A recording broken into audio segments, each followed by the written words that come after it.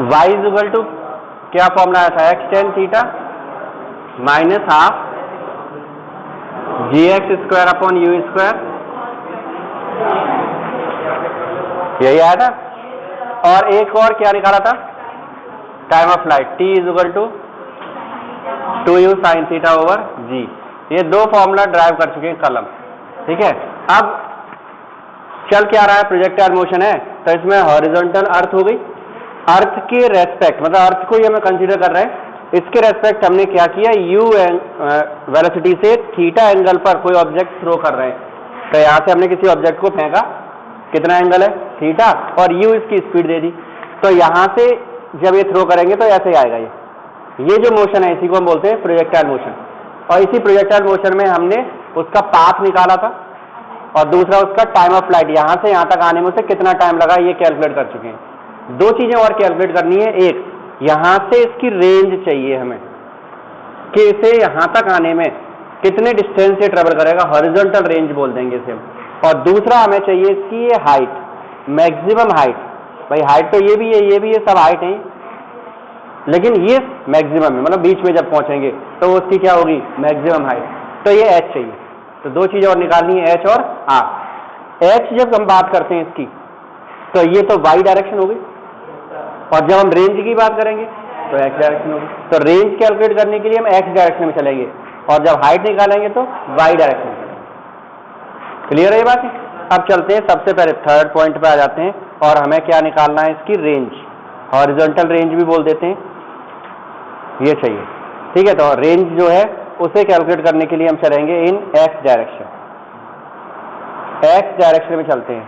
ये u है, इसका एक कंपोनेंट आएगा u cos थीटा, और इसका जो परपेंडिकुलर होगा u sin थीटा होगा। u के कंपोनेंट ब्रेक हो गए, cos और sin। अब कल कुछ याद किया था हमने कि ax कितना रहेगा और ay g होगा, एक्सीलरेशन ड्यू टू ग्रेविटी।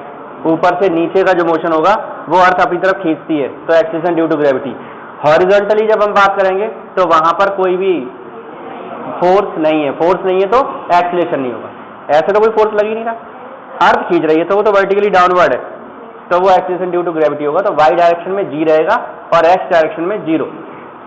तो x डायरेक्शन चलते हैं, ux u cos theta, ax की वैल्यू 0, ठीक है। टाइम हम कल कैलकुलेट कर चुके हैं, 2u sin theta over g, पूरा टाइम लगा था यहाँ से यहाँ तक आने में, तो टोटल टाइम यही रखेंगे t, और हमें चाहिए क्या, x, और ये x को ही हम बोल रहे हैं r। हॉरिजॉन्टल डिस्टेंस ही तो चाहिए तुम्हें, तो वो x किसके इक्वल है, r के। अब v नहीं है इसमें, v नहीं है तो सेकेंड ही लगेगी, फर्स्ट में भी v आता है, थर्ड में भी। इक्वेशन ऑफ मोशन पढ़े तो कौन सी लगाएंगे, second. x is equal to u x t plus half a x t square, x की जगह पर r, यू एक्स की वैल्यू u cos थीटा, और t 2u sin theta over, और प्लस कितना हो गया, ax 0 है, तो ये वाला टर्म खत्म। ये हमारे पास ऊपर आ गया u स्क्वायर और into 2 cos theta sin theta और अपॉन g, ये पढ़ा हुआ है, क्या है, sin 2 थीटा। पढ़ा है सबने, 10th में पढ़ा है कि 11th में, 10th में नहीं है, पढ़ा है। sin 2 थीटा होता है 2 sin थीटा cos थीटा। नहीं पढ़ा तो दादाजी वाले लिख लेना अपने भाई। r की वैल्यू आ गई हमारे पास कितनी, u square sin 2 theta over g। तो ये रेंज हो गई कि वो कितनी दूर गिरेगा जाके। रेंज का मतलब क्या है कि यहां से हम फेंकेंगे तो वो कितनी दूर जाएगा, तो इतनी दूर पहुंच गया, u square sin 2 theta upon g। इसमें फॉर मैक्सिमम रेंज, जब मैक्सिमम रेंज की बात करेंगे तो sin 2 थीटा की वैल्यू होगी 1, साइन हो चाहे कॉस, मैक्सिमम वैल्यू 1 ही होगी, साइन या कॉस, मैक्सिमम कितना होता है 1। तो यहाँ पर मैक्सिमम चाहिए हमें, मैक्सिमम है तो साइन की वैल्यू कितनी आएगी 1। तो ये हमारे पास r मैक्सिमम की वैल्यू कितनी बचेगी, u स्क्वायर ओवर, इसकी वैल्यू कितनी होगी 1, साइन 2 थीटा 1 है तो साइन 2 थीटा साइन 90 हो गया, 1 की वैल्यू, सही है। तो 2 थीटा कितना हो गया, यानी कि थीटा मैक्सिमम रेंज, मतलब सबसे दूर कब गिरेगी, जब हम उसे 45 पे थ्रो करेंगे। क्लियर है? लेकिन वो भी कहां से कहां से, अर्थ सरफेस से, समझ लो, कहां से, अर्थ सरफेस। अगर तुम फेंकोगे तो एंगल 45 नहीं होगा, थोड़ा सा वेरी कर जाएगा, क्योंकि हम अर्थ सरफेस से इतना ऊपर से फेंकेंगे, तो इतनी हाइट और मिल गई हमें, तो उससे वेरिएशन आएगा, फिक्स नहीं होगा फिर 45। ठीक है, जैसे जेवलिन थ्रो कर रहे हैं तो उसमें भी क्या है, 45 पे फेंकेंगे, हाँ मैक्सिमम रेंज कवर होगी, लेकिन फिर भी वो प्रॉपर नहीं मिलेगी, जमीन के हिसाब से 45 आएगा तब तो आएगी वो। जब हाथ से फेंक रहे हैं तो इतनी हाइट हमें मिल गई, तो इसका मतलब वो डिफरेंस आएगा, थोड़ा सा वेरिएशन होगा, ज्यादा नहीं होगा लेकिन होगा। ठीक है, तो क्योंकि हम जब कुछ भी जो भी कंसिडरेशन ले रहे हैं वो सब अर्थ सरफेस से ले रहे हैं, और जब यहाँ आ जाएंगे हम, यहाँ से थ्रो करेंगे तो थोड़ा सा डिफरेंस इसमें आएगा, क्योंकि वो हाइट मिल रही है हमें। हाँ, वो एक अलग बात है, जैसे कि अब रेंज अच्छी है, स्पीड भी अच्छी है, तो वो हाइट का इतना, हाइट कितनी होगी 5-6 फीट, यानी कि 1 मीटर 2 मीटर, तो उसका बहुत बड़ा इफेक्ट नहीं पड़ेगा, एंगल थोड़ा बहुत वेरी करेगा, ज़्यादा नहीं करेगा, तो हम डायरेक्ट इसे यूज़ कर पाएंगे। ठीक है, लेकिन हाँ ऐसा नहीं बोल सकते कि बिल्कुल वही होगा, थोड़ा सा तो डिफरेंस आना ही आना है। अब इसमें जब हम थीटा इक्वेशन इसे बोल देते हैं सपोज फर्स्ट, और ये आ गई हमारे पास second, putting 90 minus theta in equation first in the place of theta. क्या कर रहे हैं, इसमें थीटा की जगह पर 90 माइनस थीटा रख रहे हैं, फिर देखेंगे क्या इफेक्ट पड़ने वाला है। तो R इज इक्वल टू आएगा u square sine 290 minus theta और upon g, u square sine 2 और थीटा की जगह पर और अपॉन जी, तो ये हो गया हमारे पास यू स्क्वायर साइन 180 माइनस में और अपॉन जी, 2 का मल्टीप्लाई कर दिया, R is equal to 180 minus, second quadrant में आ गए, सेकंड क्वाड्रेंट में साइन कैसा होता है, पॉजिटिव, और 180 से साइन चेंज नहीं होगा, तो क्या बचा, साइन 2 थीटा ही बचा, और अपॉन में क्या आया, जी। अगर सपोज ये डैश है, मतलब एक नई रेंज, तो फिर इक्वेशन नंबर थर्ड और from equation first and third, first और थर्ड से हमें ये बात दिखाई दे रही है कि R और R डैश इक्वल, मतलब चाहे उसे थीटा एंगल पर फेंको और चाहे उसे 90 माइनस थीटा पे फेंको, रेंज कैसी आएगी, सेम। जैसे हम 30 डिग्री पे फेंके तो दूसरा 60, 90 माइनस 30, रेंज सेम आएगी। ठीक है, 15 पे फेंक दो तो दूसरा एंगल 75, 90 में से 15 को माइनस कर दो, कितना आ गया 75, तो 15 पे थ्रो करो चाहे 75 पे, वैल्यू कैसी होगी, सेम। तो थीटा और 90 माइनस थीटा दोनों पर वैल्यू सेम आएगी, और सबसे ज्यादा रेंज कब मिलेगी, 45। क्लियर हो गया। अब फोर्थ पॉइंट है, अब हमें चाहिए मैक्सिमम हाइट।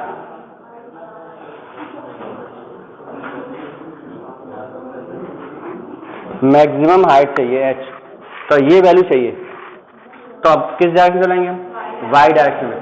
इसके देखो दो, एक प्रोसीजर तो ये है कि हम यहां से और यहां तक पूरा जाने में हमें टाइम मिल गया है, तो यहां तक आते आते वो t/2 होगा, आधा, इसका हाफ।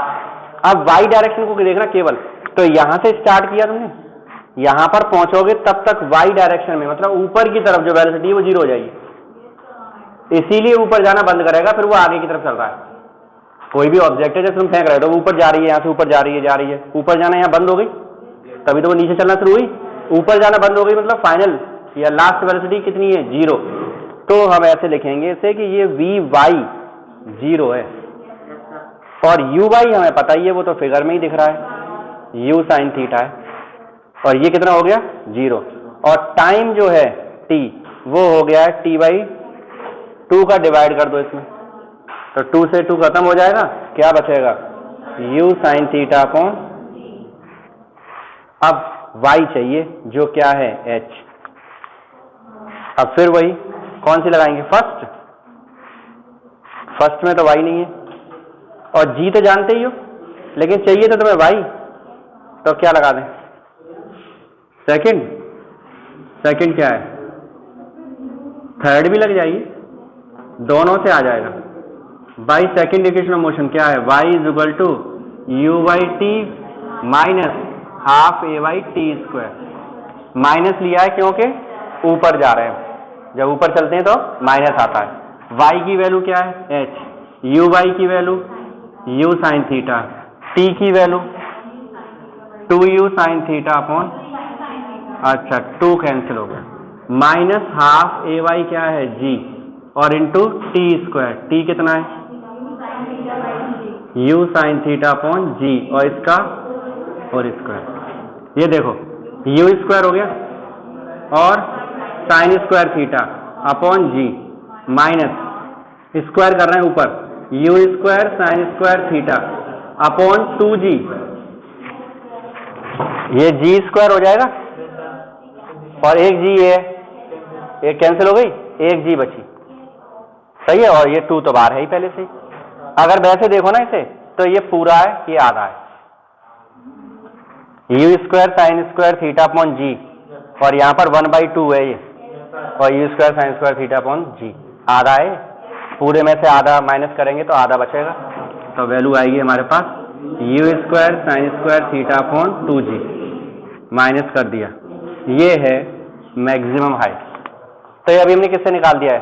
सेकंड से, लेकिन इसमें v भी ले लिया था हमने तो, और v ले लिया है तो हम इसे थर्ड इक्वेशन से भी कर सकते हैं। थर्ड इक्वेशन लगा के चेक करते हैं आता है या नहीं। बाई मतलब एक से ही करेंगे लेकिन चेक कर ले रहे। Third equation of motion, v y square is equal to u y square minus 2ay into y. V y square वही है, v square is equal to square minus 2as। V y square कितना है? 0। U y square u sine theta का whole square minus 2g, और into इसे कर ले आप 2gh is equal to u square, और h की वैल्यू आ गई you square sine square theta upon,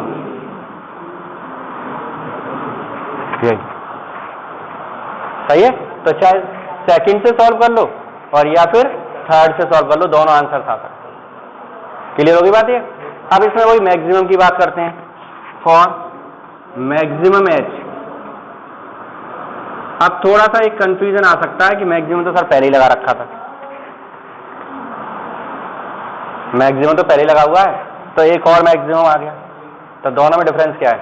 किसी भी एंगल से थ्रो करो तब जो उसकी हाइट होगी वो मैक्सिमम हमने निकाल दी है, लेकिन अब हम बात कर रहे हैं कि एक ऐसा एंगल जिस पर वो सबसे ऊपर जाए, ठीक है। तो उसके लिए हमने दोबारा से यूज किया है मैक्सिमम वर्ड। तो एक तरह से अगर हम इसे पढ़ेंगे तो ऐसा हो गया फॉर मैक्सिमम हाइट। एच में तो मैक्सिमम हाइट छुपा हुआ है, तो यहाँ पे एक तरह से ऐसा लिखा हुआ है मैक्सिमम हाइट लिखा है, ठीक है। लेकिन डिफरेंस समझ में आ गया? कोई भी ऑब्जेक्ट किसी भी एंगल में फेंको तो उसकी कुछ ना कुछ हाइट आएगी, वो मैक्सिमम चाहिए हमें। मैंने बताया ये भी हाइट है, ये भी हाइट है, ये सब हाइट है, तो इसमें जो मैक्सिमम थी वो हमने निकाल दी। अब हमें वो एंगल देखना है कि ये कितना ऊपर जाएगी, सबसे ऊपर कब जा सकती है, वो कैलकुलेट करने के लिए पुराना प्रोसीजर है कि हम साइन को क्या कर दें, तो साइन स्क्वायर 1 है तो साइन थीटा भी 1 होगा, और थीटा कितना आएगा, मतलब सबसे ज्यादा अगर ऊपर फेंकना है किसी को तो 90 पर फेंक, और टाइम भी ज्यादा लगेगा। जब हम ठीक ऊपर फेंकेंगे तो सबसे ज्यादा देर तक तो वो टाइम लेगी, मतलब सबसे ज्यादा देर तक हवा में रहेगी, और सबसे ज्यादा ऊंचा भी पहुंचेगी वो। जब हमें दूर फेंकना होगा तब हम 45 यूज करेंगे। दूर फेंकना है जमीन पे तो हम 45 पे थ्रो करेंगे, और तुम्हें सबसे ऊंचा और सबसे ज्यादा देर तक रखना है उसे तो फिर 90 पर फेंके। तो h मैक्सिमम जो आएगा हमारे पास में वो कितना होगा, यू स्क्वायर ओवर 2g,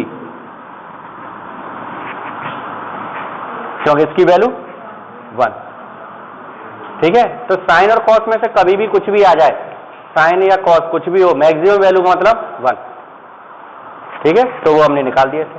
तो मैक्सिमम हाइट चाहे तो सेकंड इक्वेशन से निकाल दो चाहे थर्ड से, जो सिंपल लगे उसे नोट कर लो।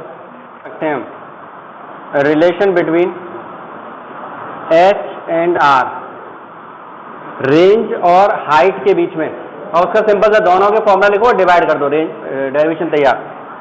एच का फॉर्मूला क्या है, we know that h is equal to u square upon 2g and r is equal to u square, यही है। अब फर्स्ट इक्वेशन बोल दो इसे, सेकंड डिवाइड कर दो, dividing equation first by equation second. First है एच अपॉन आर, एच की वैल्यू है u square sine square theta upon 2g, upon में आ जाओ इस g से और यू स्क्वायर से यू स्क्वायर, ऊपर बचा साइन स्क्वायर थीटा, ये 2 नीचे आ जाएगा और साइन 2 थीटा को क्या लिखेंगे हम, 2 साइन थीटा कॉस थीटा, इसमें से एक साइन खत्म तो ऊपर बचा एक sine, sine upon cos 10, tan theta by 4, ये है एच अपॉन आर। अगर चाहो तो एच इज इक्वल टू लिखेंगे तो आर बाई 4 tan थीटा आ जाएगा, ठीक है। ऐसे ही हम एक मैक्सिमम के बीच में रिलेशन निकाल सकते हैं, relation between H maximum and R maximum.